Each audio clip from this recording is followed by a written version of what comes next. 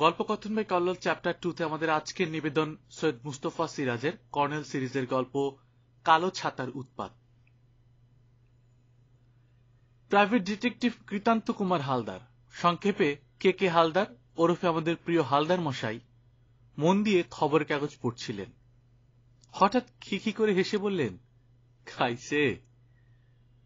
কোনো মজার খবর পড়লেই উনি এই কথাটি নিজের দেশওয়ালি ভাষায় সহাস্যে উচ্চারণ করেন, আর আমি ওর সঙ্গে মজা করার জন্য বলে থাকি, কে কাকে খেলো হালদার মশাই? এদিন আমার কৌতুকের মেজাজ ছিল না।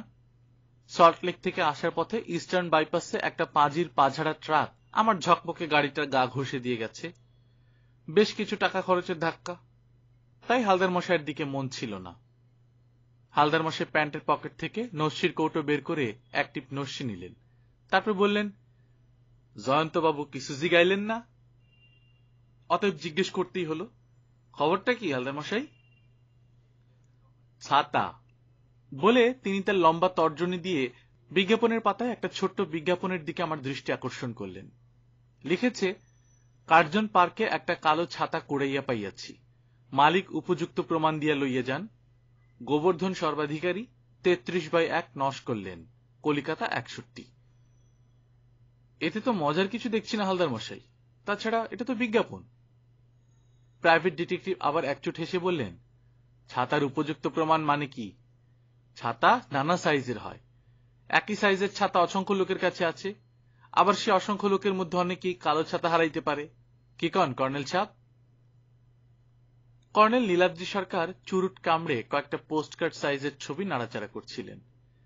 ওর ওই জাদুঘর সদৃশ্য ড্রয়িং রুমে ঢোকার সময় দেখেছি ছবিগুলো রং বেরঙের প্রজাপতি। হালদার মশাইয়ের কথা শুনে উনি বললেন, হালদার মশাই কি সুকুমার রায়ের বিখ্যাত সেই গোঁফ চুরি পদ্যটা পড়েছেন? গোঁফ চুরি? হালদার মশাই খুব অবাক হয়ে বললেন, গোঁফ চুরি যায় কেমনে? বলেছিলেন, গোফের আমি গোফের তুমি, গোফ দিয়ে যায় চেনা। কাজেই ছাতা দিয়েও মানুষ চেনা যায়। ছাতার আমি ছাতার তুমি, ছাতা দিয়ে যায় চেনা। হালদার মশাই গম্ভীর হয়ে গেলেন, বললেন, বুঝলাম না।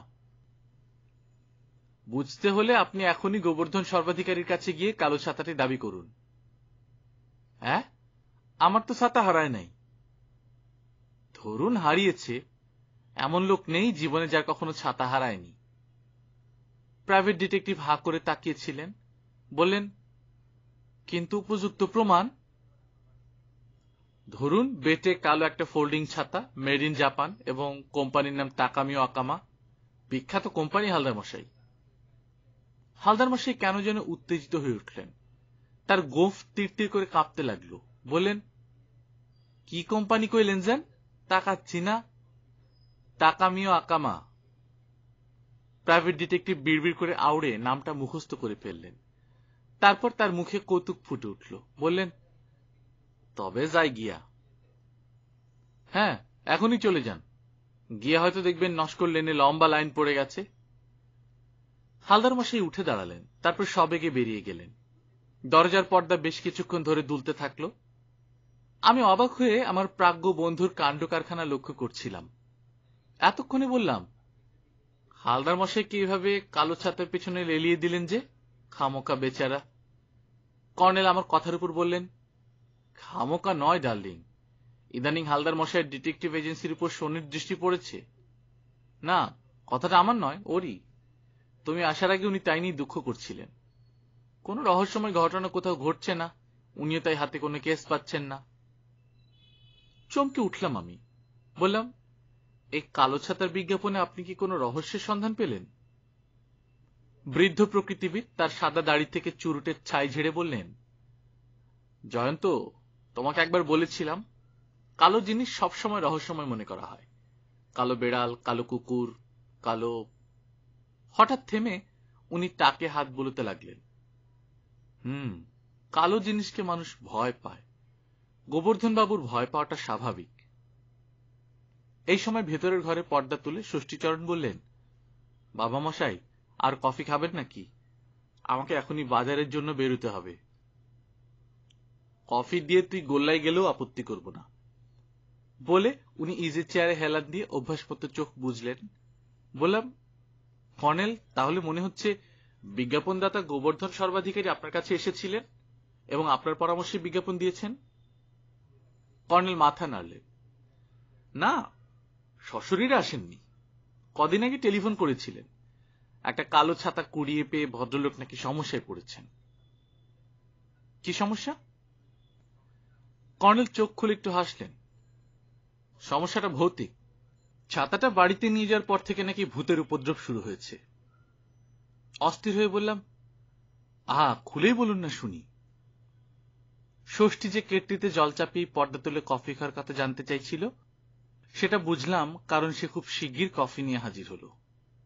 কফিতে চুমুক দিয়ে কর্নেল বললেন, কোনো বাড়িতে ভূতের উপদ্রবের কতগুলো ধরা বাঁধা লক্ষণ আছে। রাত দুপুরে ছাদে ধূপধূপ পায়ের শব্দ, কিংবা দরজায় নক করা কখনো কিছু অদ্ভুত শব্দ। তুমি ভূতের ব্যাপারে নতুন কিছু আশা করো না ডার্লিং। এই মহাকাশ যুগেও ভূতেদের চরিত্র বদলায়নি। হ্যাঁ, আপনি হালদার মশাইকে দেখছি আসল ভূতের পেছনেই ছোটালেন। কি আর করা যাবে, উনি 34 বছর গোয়েন্দা পুলিশে চাকরি করেছেন। অবসর নিয়েও গোয়েন্দাগিরির অভ্যাস ছাড়তে পারেননি। তাই আজও অনেক আশা নিয়ে আমার কাছে এসেছেন মনে হচ্ছিল। দেখা যাক উনি ভূতকে জব্দ করতে পারেন কিনা। হেসে ফেললাম। বরাবর দেখে আসছি হালদার মশাই গোয়েন্দাগিরি করতে বিভ্রাট বাঁধিয়ে ফেলেন। নিজেও কম নাকাল হন না। এবারও দেখব উনি ফেসে গেছেন। কর্নেল আমার কথায় কান না দিয়ে আবার প্রজাপতির ফটোতে মন দিলেন। এবার ড্রয়ার থেকে আতশ কাচ বের করে ফটোগুলো দেখতে থাকলেন। কিছুক্ষণ পরে ডোরবেল বাজল। ষষ্ঠী বেরিয়ে গেছে। দরজায় ইন্টারলকিং সিস্টেম আছে। ভেতর থেকে নব ঘুরিয়ে খুলে বেরোনো যায়, কিন্তু বাইরে থেকে ঢুকতে হলে চাবির দরকার হয়।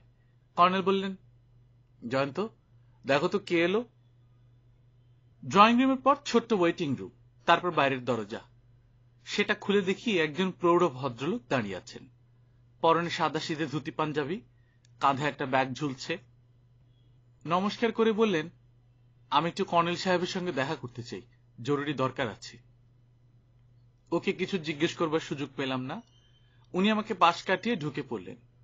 তারপর ড্রয়িং রুমের পর্দা তুলে বললেন, বড় বিপদে পড়ে ছুটে এসেছি স্যার, আমাকে বাঁচান। ওর পেছন পেছন গিয়ে আমি সোফার কোণার দিকে বসলাম। কর্নেল ওকে না দেখেই বললেন, বসুন গোবর্ধন বাবু, তারপর কথা হবে। ভদ্রলোক ধপাস করে বসেই বললেন, আপনি আমাকে চিনলেন কি করে স্যার? আপনার কণ্ঠস্বর শুনে। আপনার কণ্ঠস্বরের একটা বৈশিষ্ট্য আছে। সম্ভবত এর কারণ আপনার টনসিলের অসুখ, কিন্তু আপনি অপারেশন করাতে ভয় পাচ্ছেন। আপনি সাক্ষাৎ অন্তর্যামী স্যার। না। এবার কর্নেল ওর দিকে ঘুরে বসলেন। বলুন, আপনার আবার কি বিপদ হয়েছে? এই বিপদটা নিশ্চয়ই ভূতের নয়। আজ্ঞে না, মানুষের। যেমন? আমার বাড়ির সামনে সকাল থেকে লম্বা লাইন পড়ে গেছে। আপনার কথায় বিজ্ঞাপন দিয়ে এই বিপদে পড়েছি স্যার। কিভাবে এত লোকের সঙ্গে কথা বলবো বলুন? একে তো আমার টনসিলের ব্যথা, তাই পেছনের দরজা দিয়ে বেরিয়ে তালাইটে চলে এসেছি। এতক্ষণ হয়তো ওরা হুলস্থুল বাঁধিয়েছে। আজকালকার লোকেদের মতিগতি তো জানেন স্যার, একটুতেই ভাঙচুর শুরু করে দেয়। ছাতাটা আপনি নিয়ে এসেছেন দেখতে পাচ্ছি। হ্যাঁ স্যার, ব্যাগে ভরে কি সাবধানে না নিয়ে এসেছি বলার নয়। এই নিন। বলে গোবর্ধন সর্বাধিকারী ব্যাগ থেকে একটা ছোট্ট কালো ফোল্ডিং ছাতা বের করে কর্নেলকে দিলেন। কর্নেল ছাতাটা টেবিলে রেখে বললেন, এবার আপনি দিন কয়েকের জন্য গা ঢাকা দিন। গোবর্ধন বাবু অবাক হয়ে গেলেন। আজ্ঞে? গা ঢাকা দিন। যদি প্রাণে বাঁচতে চান, অন্যত্র আত্মীয় স্বজন বা বন্ধু বান্ধবের বাড়িতে গিয়ে থাকুন। বাইরে বেরোবেন না কিন্তু। হ্যাঁ, দেরি নয়, এখনই, কুইক। গোবর্ধন সর্বাধিকারী হতবাক হয়ে ঘর থেকে বেরিয়ে গেলেন। আমিও তেমনই হতবাক হয়ে কর্নেলের দিকে তাকালাম। কর্নেল এবার ছাতাটা খুলে উল্টে পাল্টে খুঁটিয়ে পরীক্ষা করতে ব্যস্ত হলেন। ভেতরটা আতশ কাচ দিয়ে দেখে নিলেন, তারপর ওটা গুটিয়ে ভাঁজ করে বললেন, গোবর্ধন বাবুর মতো এই ছাতাটাও দেখা যাচ্ছে টনসিল হয়েছে। ছাতার আবার টনসিল থাকে নাকি? কর্নেল গম্ভীর মুখে বললেন, ছাতা খুললে শিকগুলো বাটের উপর দিকে উঠে আটকে দিয়ে সেখান থেকে চারপাশে ছড়িয়ে পড়ে। তার উপরের অংশটাকে টনসিল বললে মহাভারত অশুদ্ধ হয়ে যায় নাকি? তাকামি ও আকামা কোম্পানির এই ছাতাটা টনসিল যে অসুস্থ, তার কারণ ওটা বেজায় মোটা। ঠান্ডা লেগে ফুলে গেছে যেন। কিছু জিজ্ঞেস করলে আবার হেয়ালি শুনতে হবে, তাই চুপ করে গেলাম। সেদিন সন্ধ্যায় দৈনিক সত্যসেবক পত্রিকার অফিসে পুলিশ সূত্রে পাওয়া একটা ডাকাতির খবর চম্পেশ করে লিখছি। সেই সময় কর্নেলের টেলিফোন এলো। জয়ন্ত, যত শিগগির পারো চলে এসো। তাকামিও আকামা? না, হালদার মশাই। হাসতে হাসতে বললাম, ভূতের হাতে জব্দ হয়ে ফিরেছেন তো? জব্দ হয়েছেন এবং ভূতের ওকে ফিরতে দিচ্ছে না। সে কি? ফোনে সব কথা বলা যাবে না, চলে এসো কুইক। খবরটা দ্রুত লিখে চিফ রিপোর্টারের কাছে জমা দিয়ে বেরিয়ে পড়লাম। সারা রাস্তায় যেখানে সেখানে যানজট। কর্নেল বাড়ি পৌঁছতে 7:30 বেজে গেল। ড্রয়িং রুমে ঢুকে দেখি কর্নেল তৈরি হয়ে আছেন। বললেন, আগে এক কাপ কফি খাও, নার্ভ চাঙ্গা করো, তারপর বেরোবো। ষষ্ঠী? বললাম, হালদার মশাইয়ের কথা বলুন আগে। কর্নেল নিভে যাওয়া চুরুট জেলে একরাশ ধোয়ার মধ্যে বললেন, তোমাকে ফোন করার একটু আগে হালদার মশাই ফোন করেছিলেন। উনি গোবর্ধন বাবুর ঘরে বন্দী। কেউ কে বন্দী করলো? নস্কর লেনের পেছনে একটা কবরখানা, কাজে ভূতের অভাব নেই। ওহ কর্নেল, প্লিজ, ভূত সব বোগাস। ভূত ছাড়া কি বলা যাবে? নস্কর লেনে গোবর্ধন বাবুর বাড়ির সামনে থেকে লাইন পড়েছিল। সে এক হুলস্থুল কাণ্ড। পাড়ার বাসিন্দারা অতিষ্ঠ হয়ে পুলিশকে খবর দেয়। পুলিশ এসে লাঠিচার্জ করে সবাইকে ভাগিয়ে দেয়। হালদার মশাই পুলিশের তাড়া খেয়ে পাঁচিল ডিঙিয়ে গোবর্ধন বাবুর বাড়িতেই ঢুকে পড়েন। তারপর ওর যা স্বভাব। ষষ্ঠী কফি আনলো। কফিতে চুমুক দিয়ে বললাম, তারপর? কর্নেল হাসলেন। গোবর্ধন বাবু পেছনের দরজা দিয়ে পালানোর সময় বেডরুমের তালা দিতে সম্ভবত ভুলে গিয়েছিলেন, কারণ দরজায় তালা আটকানো ছিল না। হালদার মশাই গোয়েন্দাগিরি করতে সেই ঘরে ঢুকে পড়েন। কিছুক্ষণ পরে, ভূত ছাড়ার কি বলা যাবে, আচমকা বাইরে থেকে দরজা কেউ বন্ধ করে দেয়। অবস্থাটা বোঝো। হালদার মশাই যে কাউকে ডাকবেন তার উপায় নেই, কারণ অন্যের ঘরে বেআইনি ভাবে ঢুকে বসে আছেন। জানলাগুলো বন্ধ, সুইচ টিপে আলো জ্বলেনি। উনি সিগারেট খান না যে সঙ্গে দেশলাই বা লাইটার থাকবে। ওই অবস্থায় বেলা 11টা থেকে সন্ধ্যা পর্যন্ত নাকি মশার কামড়। উফ, মর্মান্তিক অবস্থা যাকে বলে। কর্নেল চুপ করলে বললাম, তারপর? জানলার ফাঁকে বাইরের আলোর ছটা দেখে হালদার মশাই টের পান সন্ধ্যা ঘনিয়ে এসেছে। তখন একটা জানালা একটু ফাঁক করেন। সেই সময় বিছানার পাশে টেলিফোনটা চোখে পড়ে। তারপর আমাকে টেলিফোন করেন, চলো ওকে গিয়ে আগে উদ্ধার করা যাক। 3 তলা থেকে নেমে কর্নেল বললেন, তোমার গাড়ি এখানেই থাক, আমরা ট্যাক্সি করে যাব, তারপর হাঁটতে হবে একটুখানি। বরাবর দেখে আসছি কলকাতার কোনো ট্যাক্সি চালক কর্নেলকে না করেন না। সম্ভবত ওর দাড়ি আর লম্বা চড়া সাহেবের চেহারা দেখেই তারা ওকে সমীহ করেন। ট্যাক্সি চালক শর্টকাটে আমাদের মোটামুটি চড়া একটা রাস্তায় নামিয়ে দিলেন। এলাকাটা পূর্ব কলকাতায় গোবরা কবরখানার কাছাকাছি। নস্কর লেন একটি আঁকাবাঁকা সংকীর্ণ গলি, দূরে দূরে এক একটা ল্যাম্পপোস্ট। একে তাকে জিজ্ঞেস করে 33 নম্বরটা যদি পাওয়া গেল, 33/1 খুঁজতে বেশ দেরি হলো। 33 নম্বর একটা কবরখানা, তার পাশে এঁদো পুকুর, পুকুরের খানিকটা ভরাট করে বাড়ি উঠেছে। গোবর্ধনবাবুর একতলা ছোট্ট পুরনো বাড়িটা সেই পুকুরের একধারে গাছপালার ভেতর লুকিয়েছিল। সদর দরজা নস্কর লেন থেকে বেরোন একটা কানাগলির মুখে। সেখানে অন্ধকার হয়ে আছে। সম্ভবত ল্যাম্পপোস্টের আলোর ছোটা চোখে পড়েই হালদার মশাই সাহস করে জানলা ফাঁক করেছিলেন। কর্নেল টর্চের আলো ফেলে একটু কাশলেন, কোনো সাড়া এলো না। তখন এদিকে জানালার কাছে গিয়ে চুপি চুপি ডাকলেন, হালদার মশাই। তারপর সত্যি সত্যি ভৌতিক উপদ্রব শুরু হয়ে গেল। আমাদের আশেপাশে কয়েকটা ছোট ছোট ঢিল পড়ল। ছাদের উপর কি একটা শব্দ হলো। কর্নেল টর্চের আলো ফেললেন, কিন্তু কিছু দেখা গেল না। পাশেই একটা খাটাল, সেখানে চালা ঘরে মিটমিট একটা ল্যাম্প জ্বলছিল। খাটালের লোকেরা ছায়ামূর্তির মতো বসে চাপা গলায় গল্প করছিল। তাই বললাম, কর্নেল, বরং চলুন ওদের ডেকে হালদার মশাইকে উদ্ধারের ব্যবস্থা করি। আমার কথা শেষ হওয়ার সঙ্গে সঙ্গে আবার কয়েকটা ঢিল পড়ল। কর্নেল বললেন, চলো পুকুরের পাড় ঘুরে পেছনের দরজায় যাই। গোবর্ধন বাবুর বাড়িটা এমন জায়গায় তা ভাবিনি, অথচ বাড়িতে টেলিফোন আছে। কবরখানার পাঁচিলের পাশ দিয়ে ঘুরে পুকুর পাড়ে গেলাম। পাড় বলতে 1 মিটার চওড়া জায়গা, সেখানে আগাছার জঙ্গল। পায়ের কাছে টর্চের আলো ফেলে দুজনেই সেই জঙ্গলের ভেতর দিয়ে পেছনের দরজায় গেলাম। কর্নেল একটু হেসে বললেন, ভূত এত ভীতু হয় জানতাম না, এই দরজা দিয়ে কেটে পড়েছে দেখছি। তারপর তিনি টর্চের আলো ফেললেন। এই দরজায় তালা থাকার কথা, কিন্তু তালা নেই। ভেতরে ঢুকে কর্নেল দরজাটা বন্ধ করে দিলেন। টর্চের আলোয় অপরিচ্ছন্ন ছোট্ট উঠোন, একটা টিউবওয়েল আর পাশাপাশি দুটো ঘর দেখা গেল। দুটো ঘরেই তালা আটকানো আছে। কর্নেল প্রথমে ডান দিকের ঘরের কড়া নাড়লেন। কোনো সাড়া না পেয়ে বাঁ দিকের ঘরের দরজায় কড়া নাড়তে থাকলেন। কিছুক্ষণ পরে ঘরের ভেতর একটা নড়াচড়ার শব্দ শোনা গেল। কর্নেল চাপা গলায় ডাকলেন, হালদার মশাই। এবার হালদার মশাইয়ের সাড়া পেলাম। ঘুম জাড়ানো গলায় বললেন, আবার ডিস্টার্ব করে, গুলি করবো কয়ে দিলাম। কর্নেল বললেন, হালদার মশাই, অন্যের বিছানায় ঘুমানো উচিত নয়, উঠে পড়ুন। হ্যাঁ, আমি ঘুমাইতেছি? হ্যাঁ, জেগে উঠুন শিগগির। আমি টর্চের আলোয় বারান্দার এক কোণে দেয়ালের গায়ে ইলেকট্রিক মিটার বক্স আর মেইন সুইচ দেখেছিলাম। সুইচটা অফ করা আছে। তখনই অন করে দিলাম। তখন হালদার মশাই ঘরের ভেতরের দরজার কাছে এসে শাসাচ্ছেন, পরিচয় না দিলে গুলি করব। বললাম, হালদার মশাই, আমি জয়ন্ত, আমার সঙ্গে কর্নেল আছেন। ঘরের দরজার টানাটানি শব্দ হলো। হালদার মশাই বললেন, সুইচ গেল কই? খুঁজে দেখুন, সুইচ কোথায় তা আপনি নিশ্চয়ই দেখেছিলেন, বলে কর্নেল পাশের ঘরের দরজায় চলে গেলেন। সেই সময় ঘরের ভেতর এবং বারান্দায় আলো জ্বলে উঠল। কর্নেল পাশের ঘরের তালাটা পরীক্ষা করে ফিরে এলেন। তারপর পকেট থেকে একগোছা নানা সাইজের চাবি বের করে অনেক চেষ্টার পর এই ঘরের তালাটা খুলে ফেললেন। দরজা খুলে দুজনে ঘরে ঢুকলাম।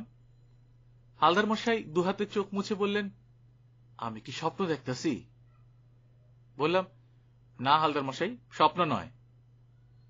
কর্নেল ঘরের ভেতরটা দেখতে ব্যস্ত হয়েছেন। হালদার মশাই, বড্ড মশা, বলে বেরিয়ে বারান্দায় গেলেন। দেখলাম উনি মশার কামড় থেকে বাঁচতে মশারি মুড়ি দিয়ে শুয়েছিলেন। অন্ধকারে মশারি খুঁজে পেলেও তা খাটাতে পারেননি। ঘরে একটা খাটে সাদাসিধে বিছানা, একটা কাঠের আলমারি, দুটো চেয়ার আর একটা ছোট্ট টেবিল। দেয়ালের তাকে খান কতক পুরনো ধর্মগ্রন্থ, ওষুধের শিশি, এইসব নানান জিনিস। কর্নেল বিছানার পাশে টুলে রাখা টেলিফোনের রিসিভার তুলেই বললেন, ডেড, বোঝা যাচ্ছে। আমরা আসার পরই টেলিফোনের তার ছেঁড়া হয়েছে। খুব চালাক ভূত। জানতো, বাইরে গিয়ে লক্ষ্য রাখো। হালদার মশাইকে বলো, দরকার হলে ভূতকে ভয় দেখানোর জন্য উনি যেন ওর ফায়ার আর্মস রেডি রাখেন, কিন্তু না, গুলি ছড়া চলবে না। বেরিয়ে গিয়ে হালদার মশাইকে কথাটা বলতেই উনি পকেট থেকে ক্ষুদে আগ্নেয়াস্ত্র বের করে বললেন, আই এম অলওয়েজ রেডি। একটু পরে কর্নেল বেরিয়ে এসে দরজা বন্ধ করে সেই মাস্টার কির সাহায্যে আগের মতো তালাটা এঁটে দিলেন। তারপর আমাদের দাঁড়িয়ে থাকতে বলে পাশের ঘরের তালা খুললেন এবং ভেতরে ঢুকলেন। আর ঢিল পড়ল না, ছাদেও কোনো শব্দ শোনা গেল না। 2-3 মিনিট পর কর্নেল পাশের ঘর থেকে বেরুলেন এবং দরজা বন্ধ করে তালাটা দিব্যে আগের মতো এঁটে দিলেন। তারপর বললেন, আর নয়, এবার কেটে পড়া যাক। কিন্তু অবাক কাণ্ড, বাড়ির পেছনের দরজা কখন কে বাইরে থেকে আটকে দিয়ে গেছে। হালদার মশাই পাঁচিল টপকে ওধারে গিয়ে চাপা হুঙ্কার দিয়ে একটা কিছু করলেন এবং দরজা খুলে গেল। তিনি খিখি করে হেসে বললেন, পুরানা করা, একটানেই ব্রেকডাউন। কর্নেল বললেন, কুইক, ভূতের মুখে খবর পেয়ে যে কোনো সময় পুলিশ এসে পড়তে পারে। পুলিশ অনধিকার প্রবেশের দায়ে আমাদের অ্যারেস্ট করলে একটু ঝামেলা হবে। আমরা পুকুর পাড়ের ভেতর দিয়ে কারখানার পাঁচিলের কাছে গিয়ে আবার নস্কর লেনে পৌঁছলাম। সে রাতে কর্নেলের অ্যাপার্টমেন্টে ফিরে কাজু বাদাম পটেটো চিপসের সঙ্গে কফি খেতে খেতে ক্ষুধার্ত হালদার মশাই শুধু মশা নিয়ে বকবক করছিলেন। বোঝা গেল পাশে খাটাল এবং এদো পুকুর থাকার দরুন ওখানে মশার বড় উপদ্রব আছে। এক ফাঁকে ওকে জিজ্ঞেস করলাম, মশার উপদ্রব তো থাকারই কথা, কিন্তু ভূতের উপদ্রব টের পাননি? হালদার মশাই চমকে উঠে বললেন, কি কইলেন, ভূতের উপদ্রব? কর্নেল বললেন, হালদার মশাই, গোবর্ধন সর্বাধিকারী কালো ছাতাটা কুড়িয়ে পাওয়ার পর থেকে ওর বাড়িতে ভূতের উৎপাত শুরু হয়েছিল।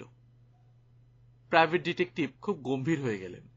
তারপর ফোঁস করে শ্বাস ছেড়ে বললেন, কর্নেল স্যার, 34 বছর পুলিশে চাকরি করছি, কিন্তু এমন সাংঘাতিক এক্সপিরিয়েন্স হয় নাই। ছাদের উপর ধূপ ধূপ শব্দ শুনছি। দরজার কড়া নড়ছিল, একবার না অনেকবার। তারপর পাশের ঘরে কি সব খুটখাট নড়াচড়া, কিন্তু তখন কান দিই নাই। এখন মনে খটকা বাঁধল, আপনারা ভূতের উপর যোগ কইলেন। গোবরা কবরখানা কিন্তু বাড়িটার কাছাকাছি হালদার মশাই। আমিও না বলে পারলাম না। কর্নেল, আমরা গিয়েও কিন্তু ভূতের উৎপাত দেখেছি। ঢিল পড়ছিল, ছাদের উপর কি একটা অদ্ভুত শব্দ শুনেছি। সে কথা হালদার মশাইকে বলা উচিত। হালদার মশাই উত্তেজিত ভাবে বললেন, হেভি মিস্ট্রি। তবে আমার নামও কে হালদার।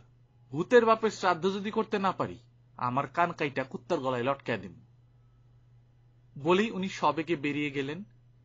বরাবর দেখে আসছি প্রচন্ড উত্তেজনায় ওর মুখে দেশওয়ালি ভাষা বেরিয়ে যায়। আমি হেসে ফেললাম, কর্নেল, হালদার মশাই আবার ও বাড়িতে হানা দিতে গেলেন না তো? কর্নেল সে কথায় কান্না দিয়ে বললেন, তুমি কি বুঝলে বলো জয়ন্ত? অনেক আগেই বুঝে গেছি। বাহ, বলো শুনি। পুকুর বুঝিয়ে যে প্রমোটার ওখানে বাড়ি তুলছে, এটা তারই চক্রান্ত। ভূতের উৎপাতে অতিষ্ঠ হয়ে গোবর্ধন বাবু বাড়ি বেচে অন্য কোথাও চলে যেতে চাইবেন এবং প্রমোটার ওর বাড়িটা কিনে নিয়ে বহুতল বাড়ি তুলবে।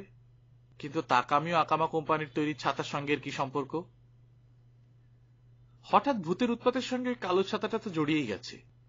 গোবর্ধন বাবু ওটা কুড়িয়ে পাওয়ার পর থেকে ভূতের উৎপাত শুরু হয়েছে। প্রমোটারের লোকজন কার্জন পার্কে গোবর্ধন বাবুর চোখে পড়ার মতো জায়গায় ছাতাটা ফেলে রেখেছিল।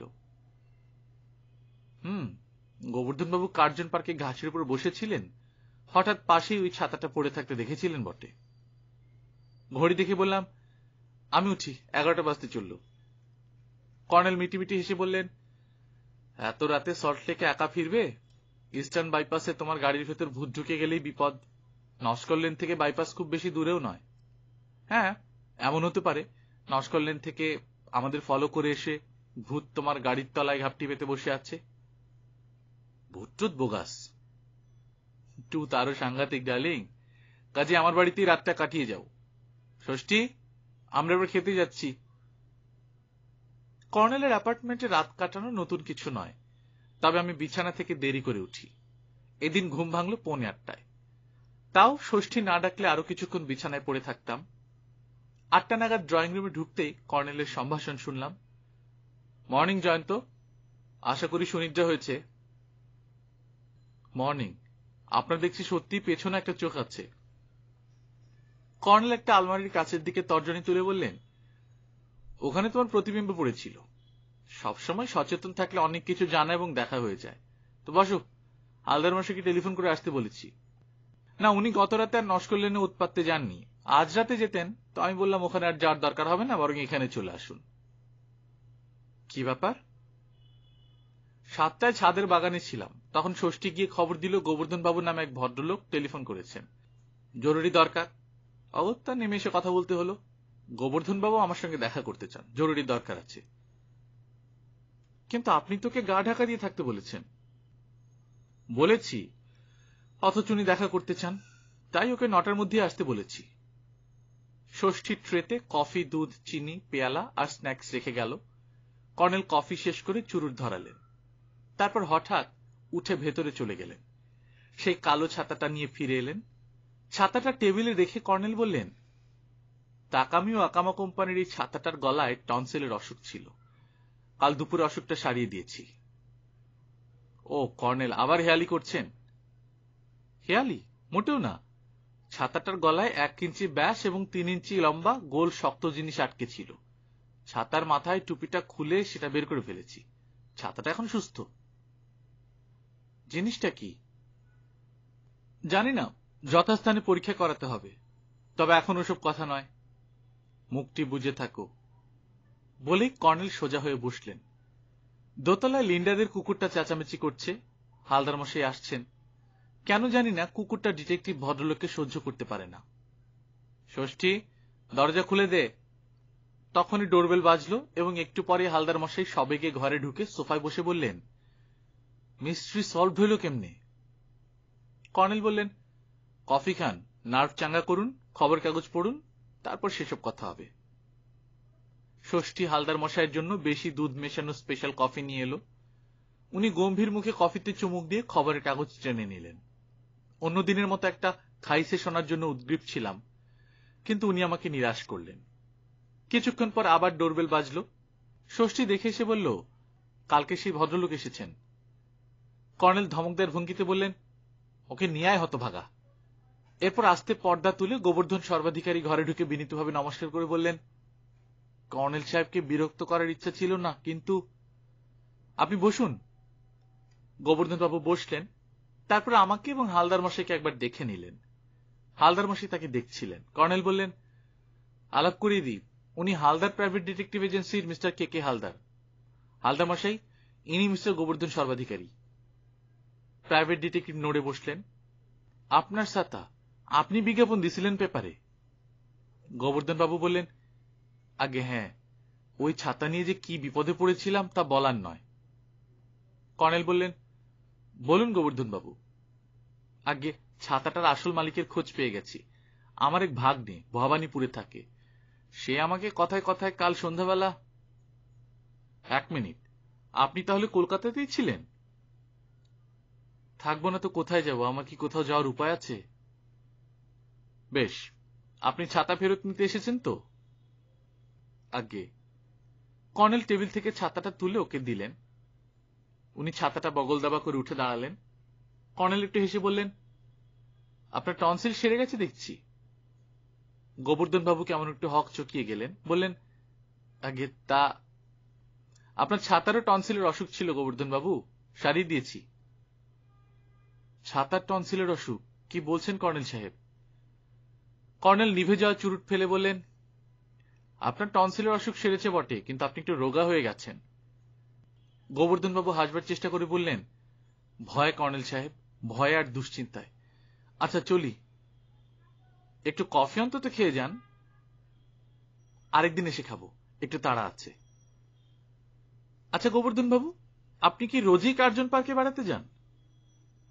যাই কর্নেল সাহেব, অফিস থেকে বেরিয়ে খানিকক্ষণ কার্জন পার্কে বসে থাকি। আপনি এত সকালে চুল ছেটেছেন দেখছি, গোফটাও ছেটেছেন। গোবর্ধন বাবু আবার একটু ভড়কে গেলেন। যাওয়ারই কথা। আমিও কর্নেলের প্রশ্নের মাথা মুন্ডু খুঁজে পাচ্ছি না। হালদার মশাই গুলি গুলি চোখে তাকিয়ে আছেন। উত্তেজনায় তার গোফ তরতর করে কাঁপছে। গোবর্ধন বাবু কাচুমাচু হেসে বললেন, আসার পথে ফুটপাতে ছেটে নিলাম।